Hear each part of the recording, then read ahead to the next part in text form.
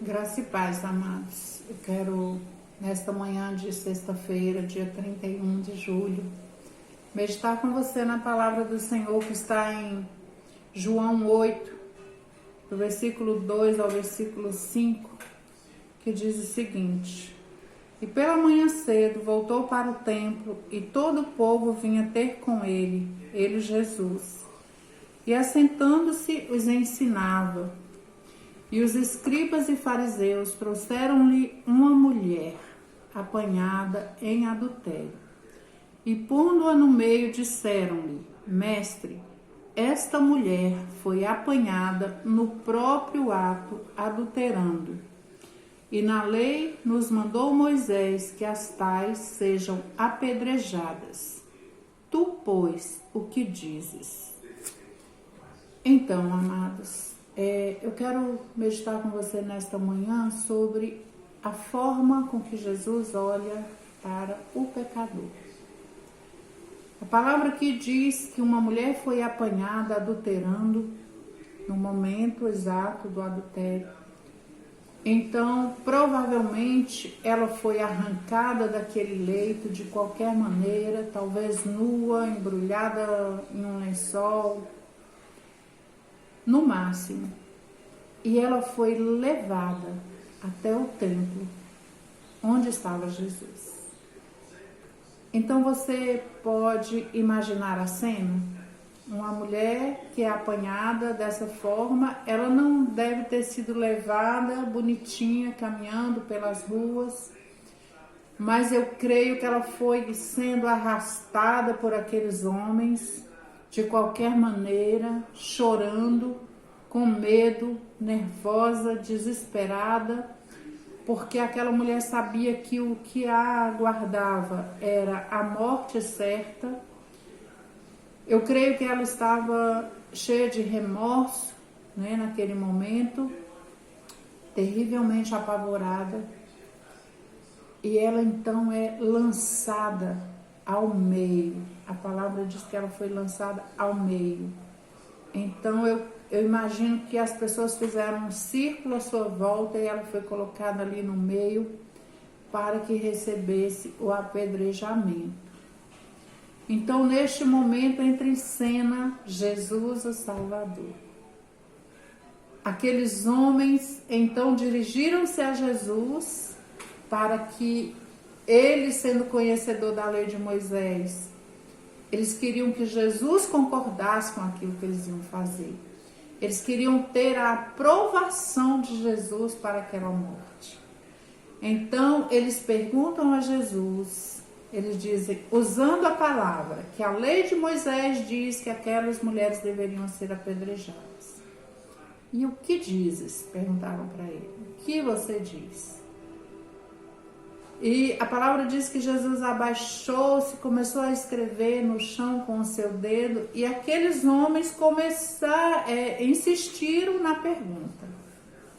E por eles insistirem na pergunta, Jesus se levanta, olha para eles, olho no olho, porque até então Jesus estava abaixado, ou seja, no nível da mulher que havia pecado.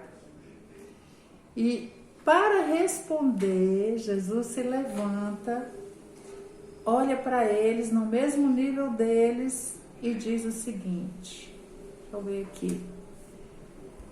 Aquele que não tiver pecado, seja o que atire a primeira pedra. Já pensou?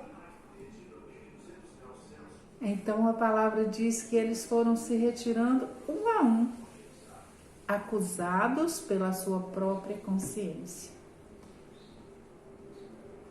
E ficaram ali sozinhos, o pecador e o Salvador, a mulher adúltera e Jesus. Que é o que importa, queridos. O seu pecado só importa a Jesus.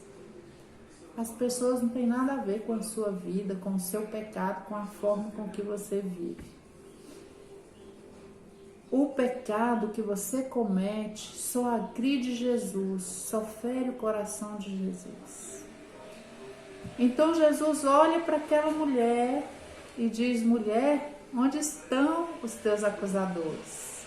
Eles não te condenaram? E a mulher responde: não, Senhor. E ele diz: nem tampouco eu te condenarei. Vá e não peque mais. Queridos, esse é o desejo de Jesus para todos os pecadores. Esse é o desejo de Deus para o mundo. A palavra diz que o maior desejo de Deus é que o mundo seja salvo, que todos se salvem e que todos cheguem ao pleno conhecimento da verdade. Jesus veio a nós para isso, para nos dar uma nova oportunidade, para dizer para nós: olha, eu sei que você pecou, eu sei quais são os seus pecados, eu conheço os seus pecados, vai e não peque mais. Então Jesus está nos dando a oportunidade de voltar ao plano inicial de Deus, que é ter um relacionamento amoroso conosco. Deus nos criou para nos relacionarmos com Ele. E o pecado nos afastou de Deus. O pecado trouxe inimizade entre nós e Deus.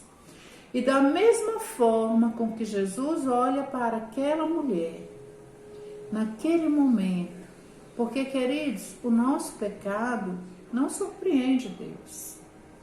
Nós não podemos surpreender Deus com os nossos pecados. Porque a palavra do Senhor diz que Ele conhece o que nós vamos falar antes da palavra nos sair à boca. Então, nós nunca vamos surpreender Deus ou decepcionar Deus com o nosso pecado. Ele já sabe todos os pecados que nós vamos cometer, a hora, o dia e o lugar, e com quem, ou se não tiver ninguém, sozinhos, né? Ele sabe. Então ele não vai ficar surpreendido, ele não vai, ela pecou. Não vai acontecer isso. Ele vai olhar para nós e vai falar: oi, para de pecar.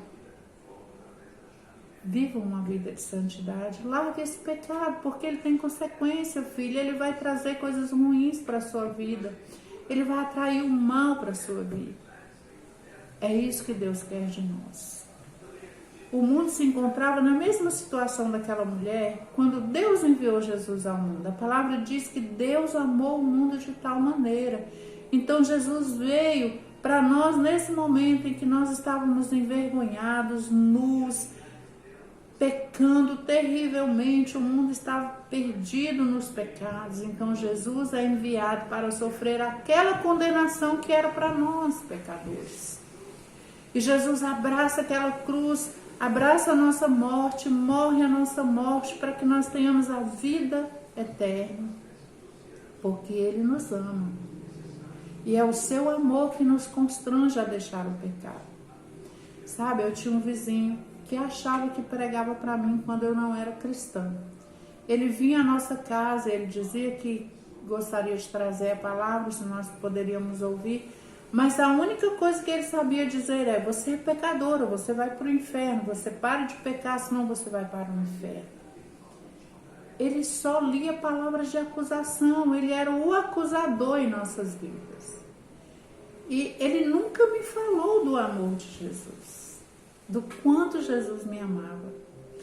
E no dia em que alguém me falou do amor de Jesus, e eu conheci esse amor, e eu entendi esse amor, eu tive muita facilidade em deixar a minha vida de pecado.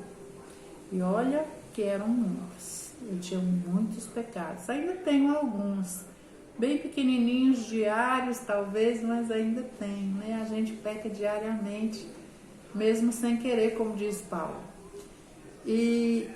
Mas eu tive muita facilidade em deixar a minha vida de pecado por amor a Jesus, por causa do amor de Jesus que me constrangiu. Então eu creio que era isso que acontecia com aquelas pessoas. E olha que Jesus não falou aquilo só para aquela mulher. Jesus falou isso para a maioria das pessoas que ele curava, que ele libertava. Ele dizia: vai e não peque mais. Porque é o pecado que traz todas essas coisas ruins para a nossa vida. Que traz opressão maligna, que traz doenças, que traz uma série de coisas para as nossas vidas. Prisões, né? Cadeias espirituais. Então Jesus falava isso para as pessoas: vai, não peque mais. Outra coisa que me chama a atenção nesse texto, essa questão de Jesus ficar no nível das pessoas.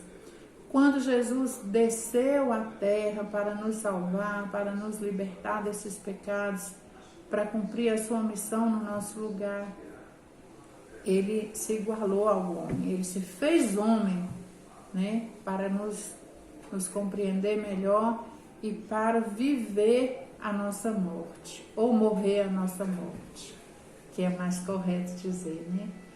E naquele momento ali, a mulher provavelmente foi lançada lá no chão, então Jesus se abaixa, começa a escrever ali na areia, na terra, com o seu dedo. Eu imagino que para aquela mulher não se sentir pior do que o que ela já estava se sentindo. Eu creio que Jesus quis ficar no mesmo nível que aquela mulher estava, para falar sobre ela. Da mesma forma com que ele se endireitou, se levantou para falar olhando nos olhos dos acusadores. Então Jesus, ele tem esse carinho para conosco, sabe? Ele vem até nós, ele se achega a nós, sem barreiras. O nosso pecado deixa de ter barreiras quando Jesus vem. Assim como ele não tinha nojo dos leprosos, ele chegava e tocava. Ele chega em nós, pecadores, para nos tocar, né? Para entrar em nossas vidas. Como está escrito, eis que estou à porta e bato, né? Deixa Jesus entrar na sua vida hoje. Deixa a sua vida de pecado. Vai e não peque mais. Cada dia é um dia de recomeçar. Cada vez que você acorda pela manhã, Deus está te dando a oportunidade de você mudar a sua vida. Porque como um pai amoroso, ele deseja que nós deixemos a vida de erros, de pecados e venhamos caminhar com ele no caminho de paz, no caminho de alegria verdadeira, num caminho de luz, numa comunhão plena com o Pai. E para isso nós precisamos deixar os nossos pecados, para voltarmos a caminhar com Deus. Nós que somos pais e mães, quando nós vimos os nossos filhos errar, nós ficamos torcendo para que eles deixem o erro e acertem o seu caminho. Assim é Deus Pai. Ele deseja ardentemente que nós realmente deixemos o nosso pecado para andar com Ele em plena comunhão. Eu quero chamar a sua atenção nesta manhã para deixar os seus pecados, um de cada vez. Faz um propósito. Eu vou deixar isso. Quando você vencer, você conseguir deixar, você escolha outro pecado que te incomoda e fala, também vou deixar esse. E vai deixando os seus pecados. A gente não consegue deixar todos os pecados de uma vez. Nós vamos nos libertando à medida em que o Senhor vai nos auxiliando a deixar aquelas coisas de lado e buscar outras melhores para as nossas vidas. Eu tive muita facilidade, porque eu amei Jesus. Eu me entreguei. Eu falei, Senhor, fique à vontade para mudar a minha vida. Pode até quebrar o vaso, amassar o barro e fazer outro novo, não importa. Eu quero uma vida nova, uma vida diferente. E quando a gente deseja, o Senhor nos ajuda a deixar. Amém? Mude a sua vida. Vai e não peque mais. Esta é a palavra que eu deixo para você nesta manhã. Que Deus te abençoe, que Deus te ajude, que Deus te guarde desses dias maus em que nós estamos vivendo. Que Deus te dê uma oportunidade todos os dias, que você possa conhecer esse amor e ser constrangido por ele como eu fui, e conheça a verdadeira alegria de estar na presença desse Deus maravilhoso que amou você, que se entregou por você naquela cruz. Amém?